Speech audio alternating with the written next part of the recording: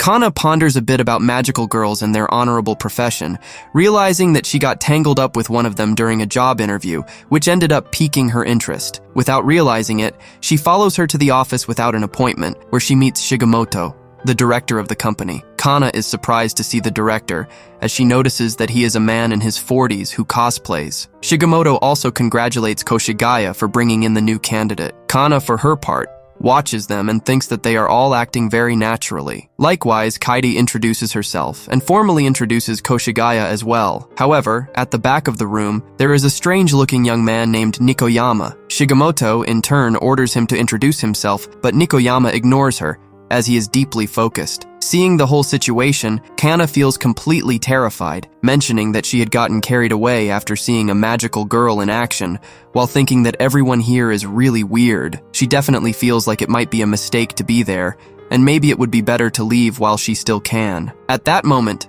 Katie approaches her to tell her that her first mission would consist of practical training. She then pulls a broom out of a locker, as now Kana would have to test her flying skills. Katie also mentions that the broom is the ultimate magical transportation device, the most complete artifact. Plus, she will be able to download programs and modify it to her liking. Kana begins to change her mind a bit, telling herself that she could try flying first and then give up. But she quickly realizes what is happening and proceeds to ask if, on her first day, they are really going to give her professional tools, emphasizing that she has only just finished her studies. Kaidi calmly replies that they are a new company, so they can't afford long training periods. A rookie has to do the same tasks as an expert, so if she wants, she could become a magical girl today. After hearing this, Kana is a little blank, as a few hours ago no one would accept her. She even thought she wouldn't get into any company. However, now with this job, she feels like the world needs her. She comes back to reality when Kaide hands her a huge stack of broomstick manuals. Seeing this, Koshigaya wonders what all those are for, as he has never read one. He quickly tells Kana that she will be in charge of teaching him how to fly. While practicing outdoors, Koshigaya is surprised by Kana, as he has never seen someone go straight for the trees before. Now, back on the ground, the blonde tries to explain it again, although not very clearly. She tells Kana that she has to get on top first and then boom. And to stabilize, it's like shouting BAM! Extremely simple. Kana tries again, but still fails, so she tells a rather dejected Koshigaya that maybe he should read the manuals. Back at the office, Shigemoto, seeing them, asks why they are there. Koshigaya quickly replies that Kana just wanted to read the broom manuals. However, Shigemoto is surprised to see so many of them on the table. Koshigaya also adds that since Kana wanted more, they went out to buy extras. So, little by little, Kana begins her training as a magical girl. She is just an ordinary girl. She cannot handle those tools intuitively. She does not have the charm to impress in interviews, nor the eloquence to demonstrate her skills. All she knows is to study the old-fashioned way. A few days later, Kaidi enters the office with an important message. There is an extermination scheduled for 4:30 a.m. for Koshigaya and Kana. In other words, an order to exterminate a Kai, but this time it's less terrifying than the last one. Still, it might be too soon for a rookie like Kana. However, it was the boss who assigned the two of them the task, so they have to go together. But Kana isn't too sure about going, as she doesn't even know how to ride a broom properly, so she feels like she would just be a burden. Koshigaya tries to cheer Kana up by telling her that the broom isn't a big deal, but then Shigemoto tells her that he saw the recording from the other day, when they fought that other Kai. He mentions that it was the first time they used that magic device to fight the Kai. Still, Kana instantly understood. While many people may know the basic functions, not everyone knows how to apply that knowledge in an actual mission. However, she was able to observe, report, make suggestions, and respond to the emergency calmly. She had done something that an ordinary person wouldn't have been able to do. She may not realize it, but she really does have an extraordinary talent. After saying all that, Shigemoto is understanding. He won't force her to go if she doesn't feel ready. However, now filled with courage, Kana decides to accept. Shigemoto quickly orders them to prepare her transformation,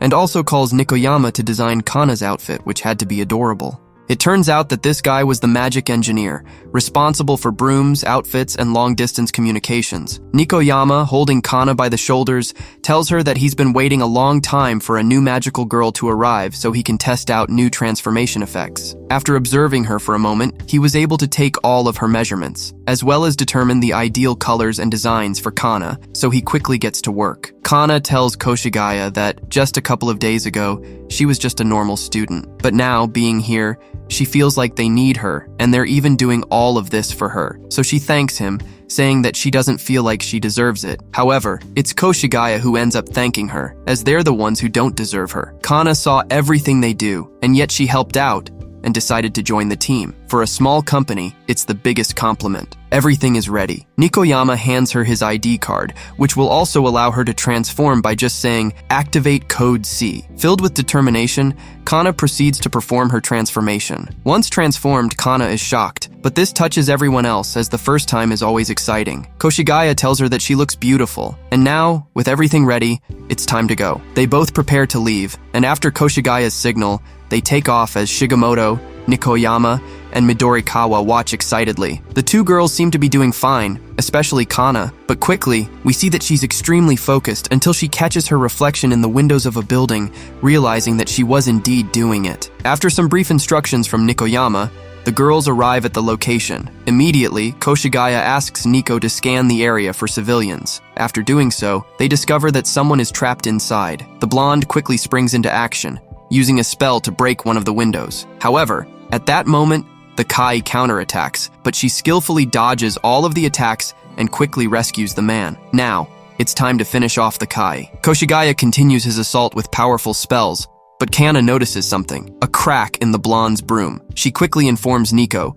who confirms that she is indeed losing magic. Everyone realizes that the old broom won't last much longer, so they order her to stop. However, Koshigaya refuses to back down, as she's the only one who can handle it. Furthermore, she promised to protect Kana. Seeing the situation, Kana realizes that she could help, remembering something she read in a book. However, she begins to doubt herself, afraid of ruining everything, unsure whether to step in or stay back and learn by watching. But after remembering Shigemoto's words, she realizes she is useful and quickly springs into action, now determined to fire the magic shot. Nico doesn't know what she's planning, thinking she can't do it. Kana explains to her what she read in the manual. Brooms aren't just for flying, they can also shoot. By switching modes, she can make the broom fire a single shot. Nico immediately warns that it's too dangerous for a rookie, but Kana replies that Koshigaya is in even greater danger. At that point, Shigemoto authorizes her to do so, saying that if they don't trust the people they hire, then they can't be considered a good company. Kana proceeds to act. Remembering the instructions,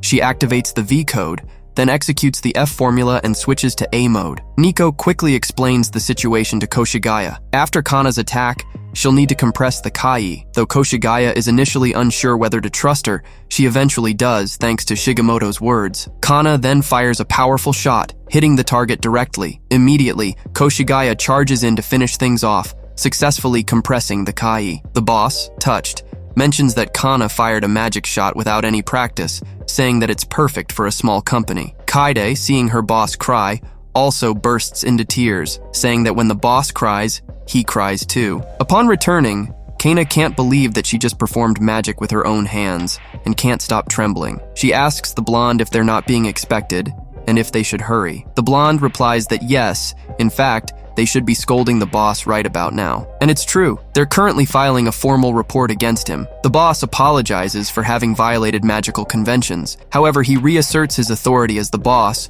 breaking the magical rules anyway. After hanging up the phone, our magical girls arrive. Nervous, Kana asks her boss if they were really scolding him and if it was all because of her. She also noticed that he just hung up the phone. The boss reassures her, telling her not to worry because the call wasn't from anyone important. Even so, he takes full responsibility for what happened and sincerely tells her that he trusts her and that they are happy to have her on the team. Then, he starts crying, admitting that his second magical girl moves him deeply. He thinks that for such a small company, they have an incredible amount of talent.